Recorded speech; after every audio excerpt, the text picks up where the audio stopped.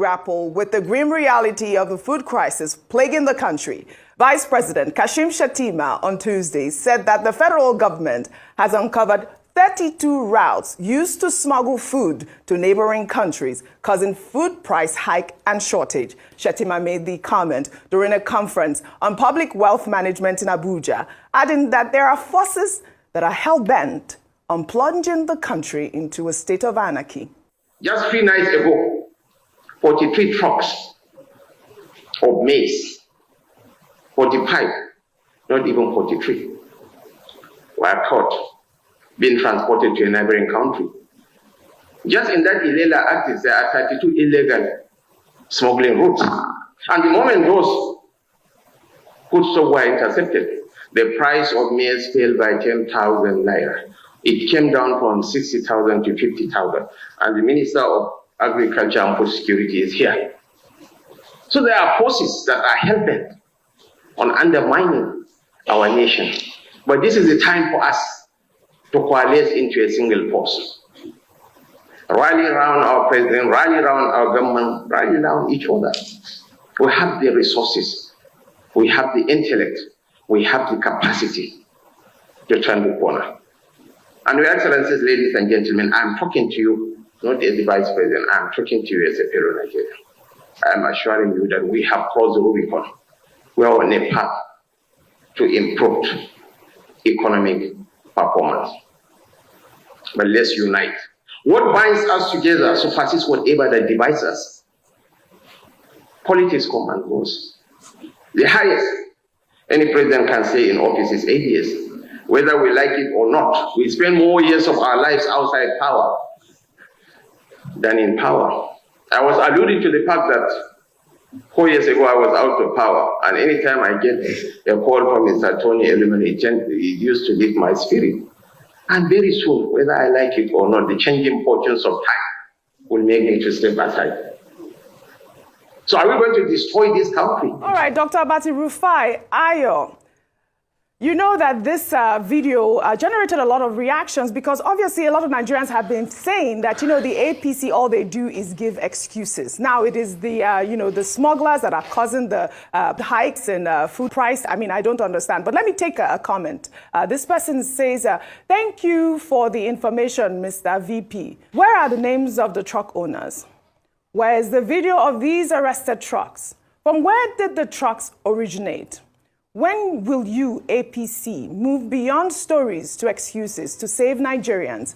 We are aware that criminals and saboteurs exist in Nigeria. However, we also recall that your campaign promised to tackle these issues head-on with your master strategist, TINUBU, who is acclaimed for assembling the best minds. Please stop deepening the hopelessness among Nigerians with your excuses. Renew their hope, aligning with your campaign mantras. Well, in the meantime, Dr. Abati Rufai Ayo, a video showing a food truck being looted after an apparent accident reportedly in Katsina State has made the rounds on social media. The video captured the desperation among the residents in the area as they struggled to get their hands on the food items.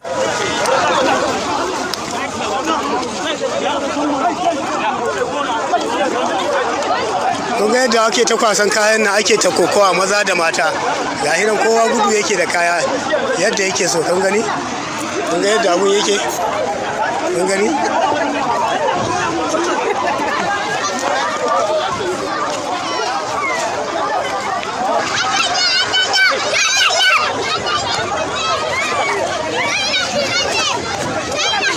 Kun ga yadda abun yake ta tafiya ko? Maza da mata kowa diba yake san ran shi ana guje-guje. Kun gani? To ba ka da daman ka ce zaka tara ma ne. Yan sandan masu rasa yadda za su yi da su wallahi. Ka gani? Wanda haka dai abin da ya samu kawai shi kenan, al'amarin nan sai dai mai fatan alkhairi kawai. Allah dai rufa mana asiri. A nan kaya abin da aka samu. Ka gani? We've seen in this same country people fighting over bread on the streets of Lagos. We have seen in this same country people fighting over tubers of yam in this same Lagos. Tubers of yam donated by a public-minded religious leader. And now in Katsina, a truck, an accident. You would think that ordinarily, people who have empathy, the first thing they would try to do would be to help the people involved in the accident. But there's so much hunger in this land that, the instinct of the villagers in that video was to loot the food items. So if a bag of rice is about 70,000 naira, if a bag of maize is about 60,000 naira, what do you expect? There's desperation in the land. Which then takes us back to the point made by the vice president. He was speaking at the Public Wealth Management Conference organized by Ministry of Finance Incorporated yesterday. And he made a point that smuggling is part of the problem that we face. Nigeria cannot even feed itself. But we provide food for as far as Central Africa. People loot because our borders are porous. He cited the example of the Ilela axis in Sokoto State. Now, 32, trucks, 32 points along that border alone. And the same story, I guess, is the same all over the country. But the challenge here is that government has to play its part. What is customs doing? Why are the borders porous? Why is smuggling allowed? It's not just maize that is smuggled. Petrol is smuggled. Cement is smuggled. So it's for government to wake up to its responsibility. I guess that's the point that those who responded are making. However, the key point made by the vice president is that, one, we all need to come together. Each person must play his or her own part in terms of what you can do to help the country, and that the country has the resources. And he made the point before his audience that he was not speaking as vice president. He was speaking as a fellow citizen, as a Nigerian, calling on other people to say, to rescue the situation, there may be hardship. All of us have to come together, including those smugglers. But those smugglers must be identified and sanctioned because it's an act of criminality. And then he talked about people who are trying to cause anarchy in this country. I mentioned that he complained about people who are seeking visas to go to Venezuela or turn Nigeria into Venezuela, or people who want to turn Nigeria into Lebanon. If there are such saboteurs in this community, I say it's innuendo. He didn't want to name them. But we know the people who have been fantasizing about Nigeria becoming Venezuela. If there's anybody seeking to cause anarchy here, those people should be identified. Yeah. So for me, yes, some things the vice president said was okay, but a lot of things were not okay. If they want a collaborative effort to solve the problem, they too should be ready to listen to criticism. And that's why I said it was very cheeky. You are saying you are talking as a citizen, not as a vice president. You are trying to be statesmanly and you are playing politics. The PDP was right for talking about Venezuela. The PDP was 100% right. We are already headed to the road of Venezuela. And when the PDP points out in their submission and puts forward veritable ideas, don't discountenance it. But this thing the vice president has said, I'm condemning it because now you are playing politics in the situation. So people are suffering with hunger. You still have the demands. If and people are calling Venezuela and all of that, and you're trying to talk like a statesman. So the vice president is doing double speak as far as I'm concerned. People should be allowed to provide solutions, even if they say it in a very harsh form, like Nigeria is fast heading the way of Venezuela. We should be allowed to make input. And it's not today we've been having smuggling in Nigeria. They should stop blaming smuggling for the problem. The problem is high inflation, a massive level of scarcity because of legacy problem. We are not even providing enough in the first place.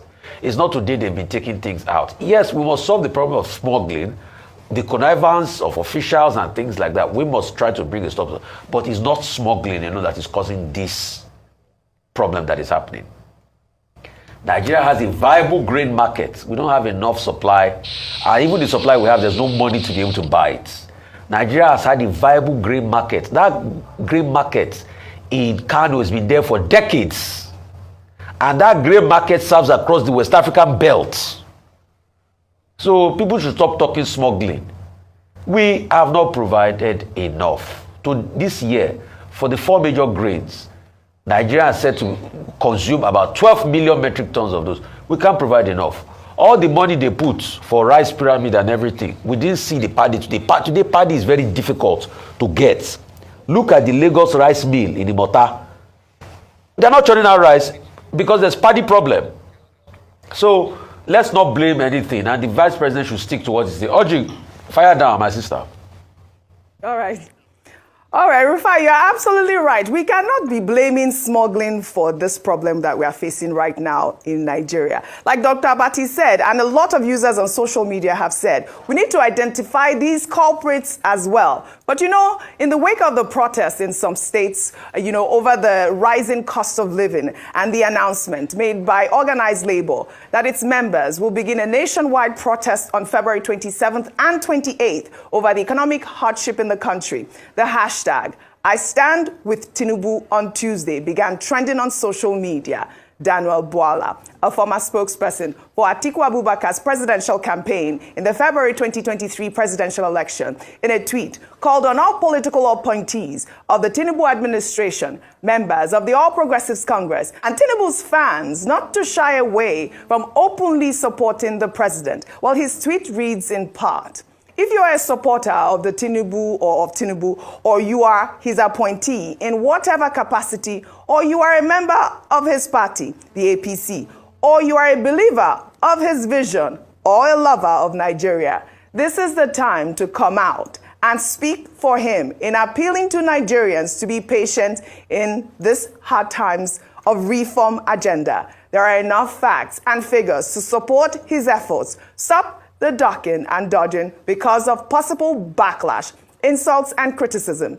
True loyalty is defined by sacrifices and commitment. No glory without story, no gain without pain.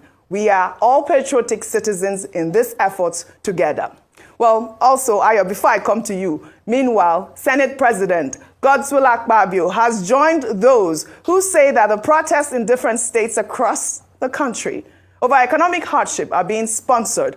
Akpabio made the comment during plenary in the Senate on Tuesday. The situation is evolving on a daily basis. You can see a lot of sponsored protests here and there, but those people are not aware. Most of those sponsored protests are not aware of the kind of efforts being made by this Senate to tackle the situation, together with the joint management team of the federal government of Nigeria. There is no father that wants to see his child sleep in the night without food, with a stomach rumbling. So we must provide. That's why I said we must not limit our discussion to, we will not import food, we will not do this. Wherever we can find food to put on the table of Nigerians, we shall do so. It's an emergency situation. All right, Ayo, you hear the Senate president there. I mean, he's the Senate president, Ayo, and he's making this statement here. Okay. I mean, what are your thoughts? Well, let me start with, since the Senate president, Godswill Akpabio, of course, at this time, maybe he read Daniel Bwala's tweet, and in terms of coming out, all those, the supporters of President Bola Ahmed Tinubu should come out and encourage Nigerians to be patient. However, at this time where people are hungry and angry, it is important for leaders, especially the political class, to be very sensitive when making certain speeches, because that categorization, saying that these protests were sponsored, is provocative. It could aggravate people to say that you're not actually aware or in touch with the sufferings of the people, for you to assume that people who have genuine concerns about the fact that they don't have food to eat have come out peacefully protesting to make their grievances known and heard by the government